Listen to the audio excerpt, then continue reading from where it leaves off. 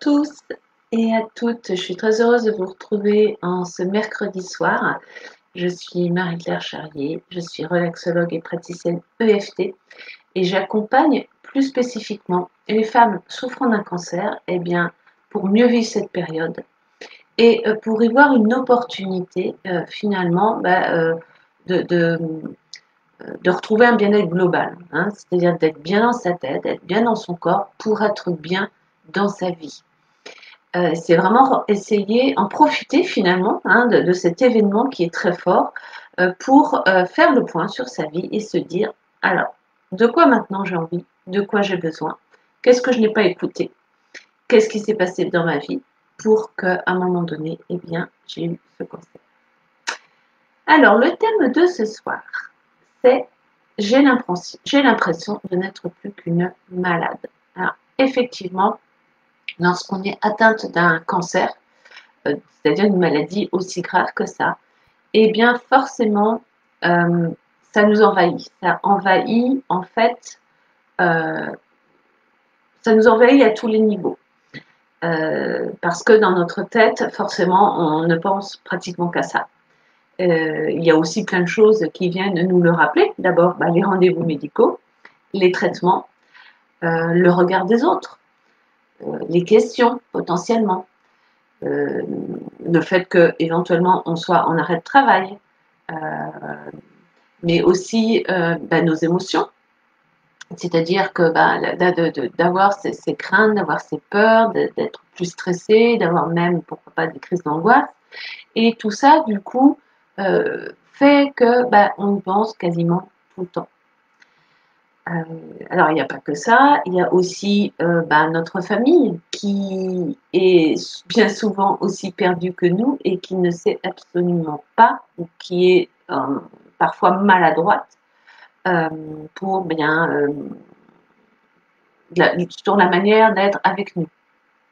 Soit ça va être quelque chose de très policé, très gentil, où on va être un peu mis dans du coton, où on sait qu'il faut faire attention, qu'il ne faut pas trop venir nous fatiguer ou nous mettre en colère, ou il va falloir que les enfants soient sages parce qu'il ne faut pas fatiguer maman, etc., etc. Alors, peut-être que j'exagère un peu, je ne dis pas que c'est comme ça dans toutes les familles, je ne dis pas que c'est comme ça pour tout le monde, mais bien souvent quand même, on retrouve euh, ces façons de faire, mais parce que c'est tellement délicat comme maladie, ça fait tellement peur à tout le monde, et puis ça nous change aussi, ça peut changer notre apparence, hein, si on a un traitement qui nous fait perdre nos cheveux, forcément, euh, ça a un impact sur nous en premier, ça a un impact sur les gens qu'on va rencontrer, ça a un impact donc sur notre famille. Alors, on peut avoir l'impression que finalement, on est réduit qu'à notre maladie. Et donc, tout ça, en fait, ça participe au fait de se dire, mais en fait, je ne suis plus qu'une malade.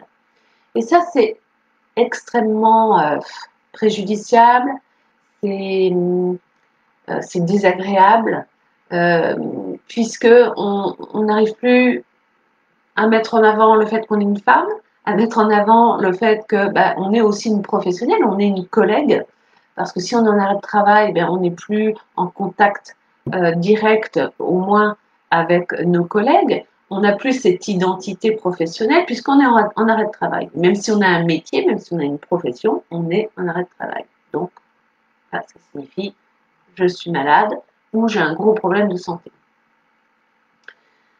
Du coup, euh, moi, c'est vraiment pas. Alors, ça me semble normal, c'est complètement normal. Moi-même, j'avais toujours ça à l'esprit parce que même quand on passe un bon moment avec des amis ou en famille, il y a toujours un moment donné, ok, on va rire, on va passer un bon moment, mais il y a toujours un moment donné, la petite idée qui revient, soit parce qu'on a une douleur, soit parce qu'on s'est vu passer, quand on est passé devant le miroir, on s'est vu et on a vu notre reflet. Et là où on se dit, ah oui, c'est vrai, quoi. Et donc, il y a toujours quelque chose pour nous le rappeler, d'où vraiment, oui, cette impression de n'être plus qu'une malade. Et c'est très réducteur et ce n'est pas aidant du tout. C'est pour ça que moi, je tiens à ça et c'est vraiment quelque chose qui est important pour moi. Quand j'accueille des femmes atteintes de cancer pour leur proposer donc mon accompagnement cancer féminin objectif bien-être, je ne m'adresse pas du tout à la malade, moi. Alors, étonnamment, puisque quand même c'est le sujet de mon programme, mais non, je ne m'adresse pas à la malade, je m'adresse à la femme. Je m'adresse à la femme qui, à un moment donné de sa vie, a une maladie. Mais je ne m'adresse pas à la malade parce que c'est trop réducteur et parce que c'est pas comme ça que je vois les choses. Être malade ou avoir une maladie, c'est pas tout à fait la même chose. Je suis malade, c'est comme si c'était une identité presque. J'ai une maladie, bah, c'est quelque chose que j'ai, mais ça ne touche pas à mon identité de femme, de mère, de collègue, d'épouse, etc., etc.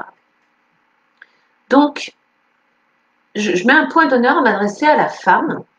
Et pourquoi? Parce que m'adresser à la malade, ça veut dire aussi, ah, faut prendre des pincettes, ou, enfin, je m'entends, je fais toujours ça avec beaucoup de bienveillance, mais, ou par exemple, s'adresser à une malade, c'est un petit peu comme si, parfois, il peut y avoir un peu de pitié, parfois, il peut y avoir euh, des gens trop compatissants, et c'est toujours limite, quoi. Ou parfois, par exemple, euh, on pense que oh, la pauvre, quoi, elle est victime, quoi. La pauvre, quand même, elle n'a pas de chance. Elle n'a pas de chance. C'est vraiment injuste. C'est tellement injuste qu'elle ait un cancer. Non, elle n'a pas de chance, vraiment. Et ce côté-là, moi, j'aime pas trop, en fait. Hein. Clairement, j'aime pas trop. Donc, c'est pour ça que je mets un point d'honneur à m'adresser à la femme. À la femme qui souffre dans sa chair, qui souffre dans sa tête, qui souffre au niveau de ses émotions, parce que ça l'envahit, oui, mais elle n'est pas réduite à ça. Pour moi, je considère la femme parce que la femme, pour moi, elle peut avoir toute sa puissance. Elle peut avoir, même si cette puissance, à un moment donné, elle est réduite un peu parce que, évidemment, ça vient nous impacter tellement que nous-mêmes, on a une vision de nous où on se sent fragile, où on se sent pas bien, où on se sent sensible, où on se sent tellement stressé qu'on perd certains de nos moyens, évidemment. Mais pour moi, c'est important de m'adresser donc à la femme qui a une maladie à un moment donné, parce que je tiens à m'adresser à la personne qui est responsable d'elle-même. Je ne la vois pas comme une victime de la maladie. Je la vois comme quelqu'un qui, à un moment donné, oui, il lui arrive une maladie, mais j'ai envie de m'adresser à celle qui est responsable de sa santé et responsable de sa guérison. Je le dis souvent, pour ceux qui me suivent, vous savez que c'est important pour moi de ne pas m'adresser à la pauvre victime, c'est tellement injuste. Non. Parce que bien sûr, on ne choisit pas d'avoir un cancer, bien sûr, on ne choisit pas... voilà, on ne le fait pas consciemment. Néanmoins, moi, je m'appuie vraiment toujours sur des études, sur des témoignages, dont le mien en premier, hein, mais sur le témoignage de plein d'autres personnes qui disent clairement, oui, je sais pourquoi, là, j'ai un cancer, et ce n'est pas un hasard. Et il y a eu des choses dans ma vie qui font qu'à un moment donné, ça ne m'étonne même pas que finalement, je déclare une maladie aussi grave. Donc, c'est vraiment ce que je vous propose, encore une fois, dans mon programme, c'est de se poser, d'aller gérer, évidemment, toutes les émotions très fortes que le cancer nous fait vivre. Donc, les peurs, les angoisses, le stress, peut-être la tristesse, peut-être la colère, peut-être la rage même. Allez nettoyer ça, allez nettoyer les croyances qui y sont associées, c'est-à-dire pourquoi je pense que c'est injuste, pourquoi je me dis mais pourquoi moi, et c'est aller travailler aussi là-dessus, voir ça finalement sous un autre angle, voir les choses avec des yeux différents, des yeux neufs, de voyons voir, que se passe-t-il, Que se passe-t-il dans ma vie pour en arriver là? Est-ce que j'ai mal mangé? Est-ce que je suis entourée de personnes avec lesquelles ça ne le fait plus? Est-ce que j'ai un métier qui me déplaît? Est-ce que j'habite dans un lieu où j'en peux plus, j'étouffe? Est-ce que j'ai éventuellement une prédisposition génétique? Enfin voilà, c'est tout ça dont il faut tenir compte et agir. C'est-à-dire ne pas être simplement le patient des médecins, mais être acteur, aussi bien dans sa vie que dans sa guérison. Donc on s'occupe des émotions, on s'occupe de ses pensées, de ses croyances, qui aussi nous font rester quelquefois dans un programme un peu où de toute façon, bah oui, c'est la vie, on est un peu fataliste.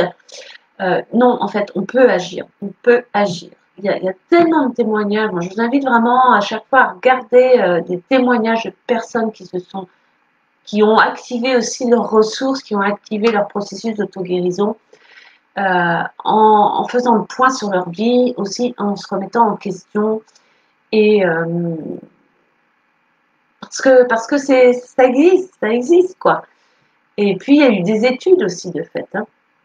Et puis, il y a tout le volant aussi de la réconciliation avec son corps. Voilà. Mon corps, là, il vient de me dire quelque chose de fort, il vient de me dire quelque chose d'énorme. Et il vient de dire, oui, tu vas peut-être mourir, quoi. Fais quelque chose. Et on peut le faire, on peut agir. C'est vraiment ce message que j'ai envie de donner. On peut modifier les choses, on peut se réapproprier vraiment notre vie, faire des choix, même si ça a des conséquences, oui.